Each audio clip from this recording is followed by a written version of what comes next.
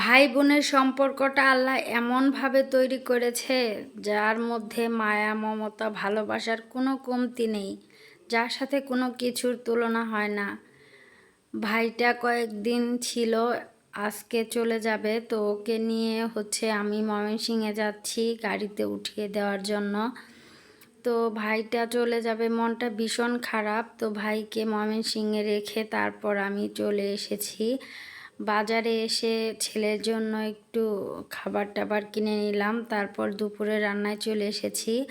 দুপুরে রান্না করব আজকে মোরগ পোলাও। চুলায় কড়াই বসিয়ে পেঁয়াজ কুচি দিয়েছি বেরেস্তা করার জন্য। তো সুন্দর করে পেঁয়াজটা এখন বেরেস্তা করে উঠিয়ে নিব। বেরেস্তা করতে কিন্তু অনেক সময় দরকার, তো অনেক সময় নিয়ে বেরেস্তাটা করেছি, এখন উঠিয়ে নিচ্ছি। ভেবেছিলাম কিছু বেরেস্তা রেখে দেই, এর ভিতরে এই তরকারিটা বসিয়ে দেই। পরে ভাবলাম না থাক, কালো হয়ে যায় কেমন যেন বেরেস্তা দিয়ে মশলা কষালে। তো উঠিয়ে তার ভিতরে আবার পেঁয়াজ কুচি দিয়ে দিলাম, দিয়ে দিব লবণ এলাচ দারচিনি সব কিছু দিয়ে তারপর ভেজে নিব। তো মানে মোরগ পোলাও রান্না করার প্রধান উদ্দেশ্য হলো স্বামী, কারণ বিরিয়ানি তেমন একটা সে পছন্দ করে না, মোরগ পোলাওটা মানে মোটামুটি খায়। তো একটু বেশি করে আমি ঘরোয়াভাবে রান্না করার চেষ্টা করেছি। মশলাও দিয়েছি, মানে মশলার প্যাকেটও ব্যবহার করেছি, সাথে একটু মানে ঘরের যে গুঁড়া মশলাগুলো আছে সেগুলোও দিয়েছি, যাতে স্বামী খেয়ে মানে তৃপ্তি পায়। তো সুন্দর করে মশলাগুলো দিয়ে কষিয়ে তারপর টক দইটা দিয়ে দিলাম। এখন একটু ভালোভাবে নাড়াচাড়া দিয়ে আবার একটু দুধ দিয়ে নিচ্ছি। এক একজনের রান্নার কোয়ালিটি এক এক রকম। আমি স্পেশালভাবে ভাই কোনো রান্না বাড়া করতে পারি না, আমি যেরকম পারি ওইভাবেই রান্না করি। এর ভিতরে আলু বোখারাও দিয়ে দিয়েছি, একটু লবণ কম হয়েছিল সেটাও দিয়ে অন্য চুলায় বসিয়ে দিয়েছি। আর এখন আবার চুলায় কড়াই বসিয়েছি পোলাওটা রান্না করার জন্য।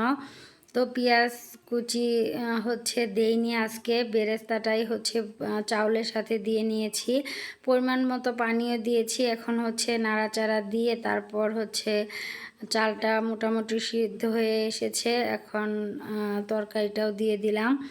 এখন ভাপে বসিয়ে তারপর রান্নাটা করে নিব।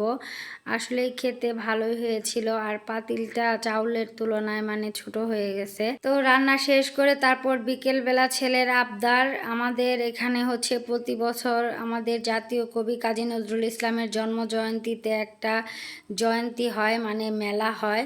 তো নজরুল একাডেমি মাঠে এই মেলাটা ছেলেকে তো নিয়েই যেতে হবে। ছেলে আর ছেলের কাকির খুব শখ নৌকায় আর নাগরদোলায় উঠবে।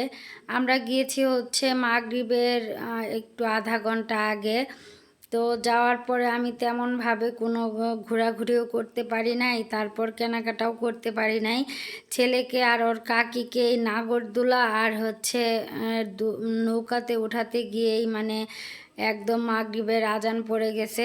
আর স্বামী তো কুড়ালের কূপ দিয়ে দিয়েছে যে মাগরিবের আগে বাড়িতে আসবা। তো স্বামীর কথা অমান্য করা মানে অসম্ভব, তার প্রতিটা কথা একদম অক্ষরে অক্ষরে পালন করতে হয়, না হলে সমস্যা আছে। তো যাই হোক, কিছুক্ষণ আমি দাঁড়িয়েছিলাম, আমি কোনো মানে রাইডে উঠিনি, কারণ আমার অনেক ভয় লাগে। তো যাই হোক, ছেলে আর ছেলের কাকি আনন্দ করেছে, এটাই আলহামদুলিল্লাহ। ছোট মানুষ সবাই যায়, তো এ কারণেই যাওয়া। ওর বাবা তো যেতেই দিবে না, বলতেছে যে মেলার ভিতর আবার মেয়েরা যায় নাকি। তারপরে অনেক বলে কয়ে তারপরে গিয়েছিলাম। তো যাই হোক, কেমন লাগলো আজকের ব্লগটা অবশ্যই জানাবেন। সামান্য ভালো লেগে থাকলে একটা লাইক কমেন্ট শেয়ার করে দিবেন। আল্লাহ হাফেজ।